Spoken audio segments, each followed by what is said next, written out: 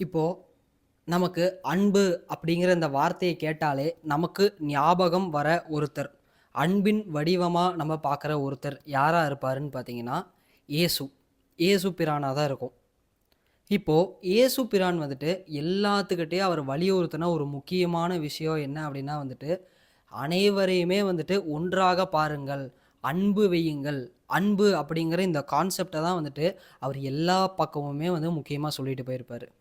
இப்ப முதல்ல நம்ப இந்த வீடியோவ வந்து ஒரு கேள்வியோட ஆரம்பிப்போம். இந்த வீடியோ முடியும்போது அதுக்கான பதிலையும் நம்ம குடுப்போம். அன்பு அப்டின்னா நீங்க என்னன்னு நெனைக்கிறீங்க? உங்க மைண்டுக்குள்ளேயே நீங்க கொஞ்சம் இமேஜின் பண்ணி பாருங்க. இத்தன வருஷமா நம்ம வந்து நெறைய விஷயங்கள கேள்விப்பட்டிருப்போம். நெறைய விஷயங்கள பார்த்துட்டு வந்திருப்போம். அப்ப நம்ம மைண்ட்ல வந்துட்டு அன்பு அப்டின்னா இதுக்கு நம்ம ஒரு டெஃபினிஷன் குடுத்து வச்சிருப்போம் இல்லையா? ஸோ அன்பு என்னன்னு ஒரு நிமிஷம் யோசிச்சு பாருங்க. இப்போ இந்த அன்புங்கிற விஷயம் வந்து பார்த்தீங்கன்னா வந்துட்டு, ஒரே ஒரு விஷயமா இல்ல. இதுக்கு பல படிநிலைகள் அப்படிங்கிறது இருக்கு. இப்ப ஃபார் எக்ஸாம்பிள் பார்த்தீங்க அப்படின்னா வந்துட்டு, முதல்ல அன்போட படிநிலைகள் என்ன அப்படின்னு பார்ப்போம். முதல் நிலை அன்புங்கிறது எப்படி இருக்கும்னு பார்த்தீங்கன்னா, நம்பளுடைய உடல் மேல வைக்கிறது ஒரு விதமான அன்பு. இப்போ ஒண்ணும் இல்ல. நம்ப இருக்கோம் அப்டின்னா வந்துட்டு, நம்ப உடம்ப வந்து எவ்வளோ பத்திரமா பார்த்துக்கணும், இத வந்து அசுத்தமாகாம பார்த்துக்கணும், சுத்தமா வச்சுக்கணும், நம்பளுக்கு வந்து எந்த ஒரு பாதிப்பும் ஏற்படக்கூடாது அப்படின்னு எவ்வளோ ஒரு பக்குவமா நம்ப உடம்ப எவ்வளோக்கு எவ்வளோ பார்த்துக்க முடியுமோ, அப்படி பார்த்துக்கிறது ஒரு விதமான அன்பு. 2வது விதமான அன்பு எப்படி இருக்கும்னு பார்த்தீங்கன்னா வந்துட்டு, இப்போ நம்ப வந்துட்டு ஒரு தீ இருக்கு அப்டின்னா, இப்ப அந்த தீ அப்படிங்கிறதுக்குள்ள நம்ம கை தெரியாம படப்போகுது அப்டின்னா, உடனே நம்மளோட சென்சஸ் என்ன பண்ணும், நர்வஸ் சிஸ்டம் வந்து சென்ஸ் பண்ணும். இது வந்துட்டு ஏதோ ஒரு ஹீட்டான பொருள் இருக்கு. இது பட்டா நம்ம உடலுக்கு ஆபத்து, நமக்கு வலி ஏற்படும் அப்படின்னு சொல்லி டக்குனு அத சென்ஸ் பண்ணி என்ன பண்ணும்னா, சுடுறதுக்கு முன்னாடியே டக்குன்னு நம்ம கைய எடுத்துருவோம். இல்ல இப்ப ஏதோ ஒண்ணு கண்ல விழுக போகுது அப்படின்னா, சடனா அது வந்து நம்ம கண்ணுக்கு எந்த ஒரு பாதிப்பும் ஏற்படுத்தக்கூடாது அப்படின்னு டப்புன்னு நம்ம கண்ண மூடிருவோம். இது வந்து என்னன்னு பார்த்தீங்கன்னா, நம்மளுடைய ஆன்மா, நம்மளுடைய மனம், நம்மளோட சோலும், மைண்டும் நம்ப பாடி மேல காட்டுற அன்பு வந்து இந்த வகையில வரும். இதுக்கப்புறம் எல்லாத்துக்குமே தெரிஞ்ச ஒரு முக்கியமான அன்பு எதா இருக்கும்னா, ஒரு தாய் வந்து தன்னுடைய மகன் மேலயோ, மகள் மேலயோ வைக்கிற அன்பானது. அது வந்து எப்படி இருக்கும்? "தாய் அன்பிற்கு ஈடிணை உண்டோ?" அப்படின்லாம் சொல்லுவாங்க. ஸோ அது வந்து பார்த்தீங்கன்னா, ஒரு விதமான அன்பு. கடைசியா வந்துட்டு எப்படி இருக்கும்னு பார்த்தீங்கன்னா, நம்பளுடைய மனது மேல வைக்கிற அன்பு. அது எப்படி நம்ப மனது மேல அன்பு வைப்போம் அப்படின்னு பார்த்தீங்கன்னா, இப்ப பார்த்தீங்கன்னா வந்துட்டு ஒரு சில நேரங்கள் வந்துட்டு ரொம்ப ஹாரரான ஃபிலிம்ஸு, இல்ல ரொம்ப வந்துட்டு நம்மள வந்து டிப்ரஷனுக்குள்ள தள்ளக்கூடிய ஃபிலிம்ஸு, சங்கடப்படுத்தக்கூடியது விஷயங்கள், இதுக்குள்ளலாம் வந்துட்டு நம்ம போக மாட்டோம். "இல்லப்பா, எனக்கு வந்துட்டு இதெல்லாம் பார்த்தா மனசு சரிப்பட்டு வராது. நான் இதெல்லாம் பார்க்கல."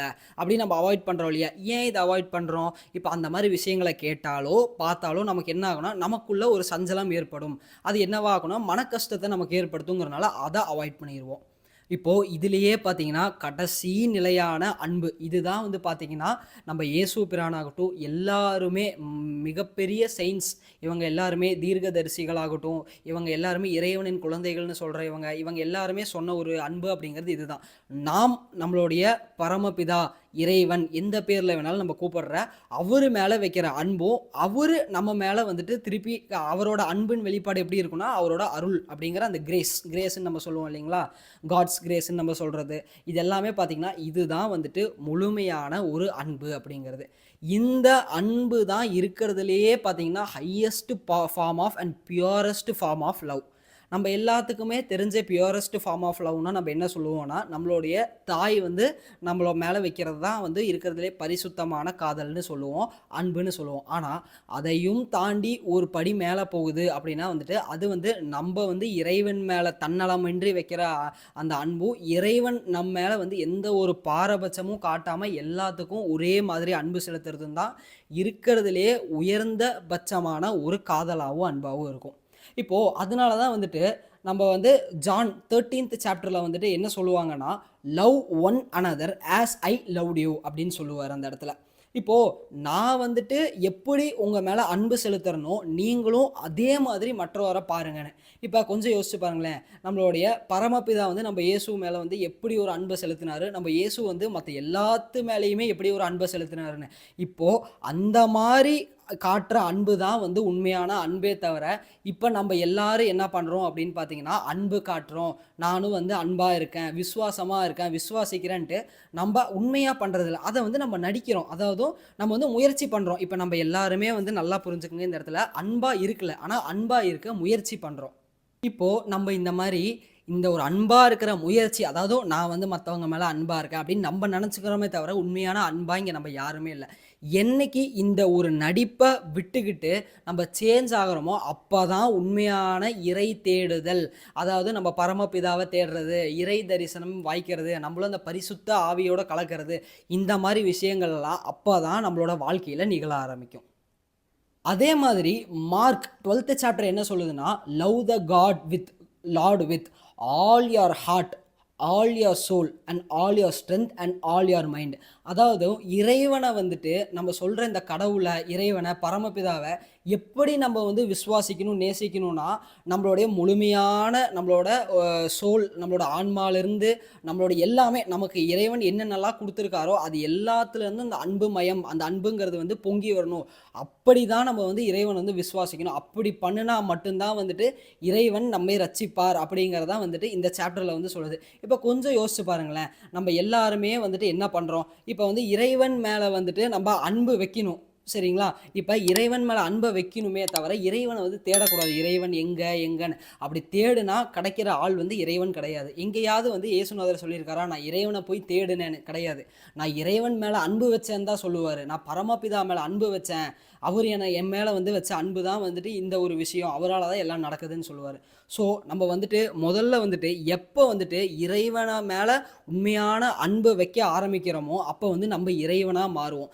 ஏன் இந்த இடத்துல வந்துட்டு நம்ம அந்த பரமபிதாவாவே மாறணும் அப்படின்னா, அப்பதான் வந்துட்டு என்ன ஆகும் அப்படின்னு பார்த்தீங்கன்னா, உண்மையான அன்பு, பரிசுத்தமான அந்த அன்பும், விசுவாசமும் இருக்கும்போது தான் வந்து பார்த்தீங்கன்னா வந்துட்டு, அந்த நம்ப வந்துட்டு ஒருத்தரோட இப்ப எப்படி இயேசு வந்து ஒருத்தரோட உடல வந்துட்டு சுகம் அளிச்சாரு, எப்படி வந்து அவருக்கு ஏற்பட்ட பிரச்சனைய தீர்த்து காட்டினாரு, எப்படி இயேசு சொல்றாரு இல்லைங்களா, "உன்னுடைய உண்மையான விசுவாசம் இருந்து, ஒருத்தனுக்கு துளி அளவு விசுவாசம் இருந்தா கூட, அந்த அவ்வளோ பெரிய மலையா இருந்தாலும் நகர்த்தி காட்ட முடியும்." அப்படின்னு சொல்றதாகட்டும், அப்பதான் வந்துட்டு என்ன ஆகும் அப்படின்னு பார்த்தீங்கன்னா, இறைவனோட அந்த சர்வ வல்லமை அப்படிங்கிறது வெளிப்படும். இந்த இடத்துல அவர் வெறும் சாதாரண வல்லமைன்னு சொல்ல கிடையாது. சர்வ வல்லமை அப்படின்னா, இந்த எட்டர்னலா இருக்கிற அந்த ஒரு விஷயம் வந்து அப்பதான் நமக்கு வெளிப்படும்.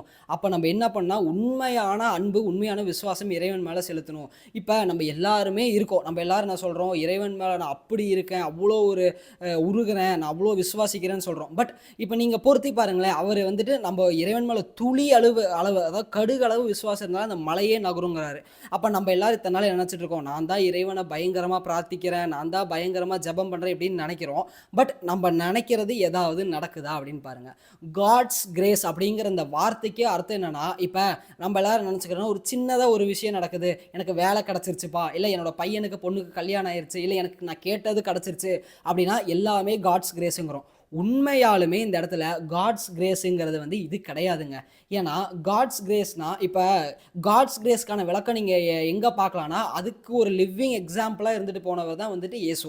இப்ப அவர் பண்ணாரு பார்த்தீங்கன்னா மிராக்கிள்ஸ்லாம். இப்ப வந்துட்டு அவருக்கு உண்மையான அந்த அன்பும், விசுவாசமும் இருந்தனால தான் அவரால தண்ணி மேல நடக்க முடிஞ்சது. இல்ல அவரால வந்துட்டு நோய்கள குணமாக்க முடிஞ்சது. நெறைய மிராக்கிள்ஸ் பண்ணி காட்ட முடிஞ்சது. இப்ப காட்டோட கிரேஸ் நம்ம மேல விழுகுதுன்னா, அப்ப வந்துட்டு நம்மளோட மிராக்கிள்ஸ் எல்லாமே ஸ்டார்ட் ஆகும். நம்ம போயிட்டு நமக்கு வேலை கிடைக்கிறது, இல்லன்னா வந்துட்டு நமக்கு சின்னதா ஏதாவது இஷ்யூஸ் சரியாகிறது, இதெல்லாமே காட்ஸ் கிரேஸ் கிடையாது. எப்போ ஒருத்தனுக்கு காடோட கிரேஸ் இறங்குதோ, அப்ப வந்து அவன் பண்ற விஷயம் எல்லாமே இந்த உலகத்துக்கு வந்து மிராக்கிளா தான் இருக்கும். அதுதான் உண்மையான காடோட கிரேஸ்ங்கிறது. அத பெறக்கு தான் நம்ம வந்து முயற்சி பண்ணணுமே தவிர, நம்ம உட்காந்துட்டு இறைவன தேடுறோம் அப்படின்னு நம்ம போயிட்டு வெறும் கேளிக்கைகளுக்குள்ளேயும், கூத்துக்குள்ளேயும் நம்ம வந்து இன்வால்வ் ஆகக்கூடாது. ஏன்னா, இப்ப இந்த கரண்ட் லைஃப் ஸ்டைல் அப்படிங்கிறது எல்லாத்துக்குமே வந்துட்டு இந்த மாரி தான் வந்து அமையுது. இத வந்து நம்மளால மாத்த முடியாது. ஏன்னா, இந்த ஒரு டைம் பீரியட் அப்படிங்கிறது அந்த மாரி ஒரு டைம் பீரியட்ல வந்து நம்ம இருக்கிறோம். அதனால இத தாண்டி நம்ம இறைவன் அப்படிங்கிற ஒருத்தர தேட ஆரம்பிக்கும்போது, அங்க நிகழும் எல்லா மாயாஜாலமும் நமக்கு. அதனால வந்துட்டு இப்ப நம்பள்ல எத்தன பேர் நீங்கலாம் கொஞ்சம் யோசிச்சு பாருங்களேன். சர்ச்சுக்கு போறோம். அப்ப அங்க போகும்போது எத்தன பேர் அங்க முழு மனதோட அவங்க என்ன சொல்ல வராங்க, அங்க என்ன ஒரு நம்மளால ஃபீல் பண்ண முடியுது.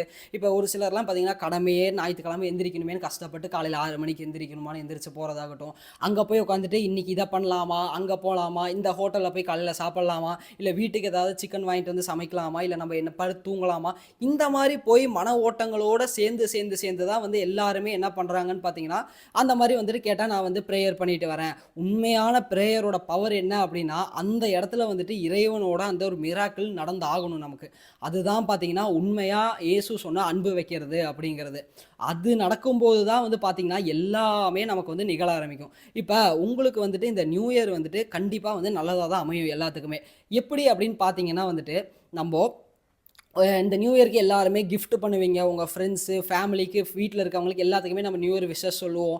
gift குடுப்போம். ஆனா இந்த gift அப்படிங்கிற இந்த ஒரு பொருளா குடுத்தோம் அப்படின்னு பார்த்தீங்கன்னா, அது ஒரு நாள் இருக்கும். ஒரு சில பொருள் ஃபுட் ஐட்டம்ஸா இருந்தா, இல்ல ஏதாவது ஒரு பொருளா, திங்ஸா குடுத்தீங்கன்னா, மேக்ஸிமம் 1 வருஷம், 2 வருஷம் வரைக்கும் யூஸ் பண்ணுவாங்க. ஆனா ஒருத்தருக்கு ஒரு கிஃப்ட்டா நம்ம குடுக்குறது லைஃப் லாங் இருக்கணும்னா, அது வந்து நம்ம வந்து அறிவு செல்வத்த தான் நம்ம அந்த இடத்துல குடுக்க முடியும். ஒருத்தருக்கு வந்து அந்த ஒரு இறைவன பற்றிய தெளிவு, ஞானம் நம்ம குடுக்கும்போது, அவன அது உள்ள போய் அத மாத்துச்சு அப்படின்னா வந்துட்டு, அவன் வந்து இறைவன் கிட்ட நெருங்கி போறான்னா, அத விட ஒரு பெரிய கிஃப்ட்ங்கிறது இந்த உலகத்துல எதுவுமே கிடையாது. ஸோ அப்படிப்பட்ட இறைவன் வந்துட்டு எங்க இருக்கிறாரு அப்படின்னு பார்த்தீங்கன்னா வந்துட்டு, நம்ப என்ன சொல்றாருன்னா வந்துட்டு, "the kingdom of God is nowhere but within you" அப்படின்னு சொல்றாரு.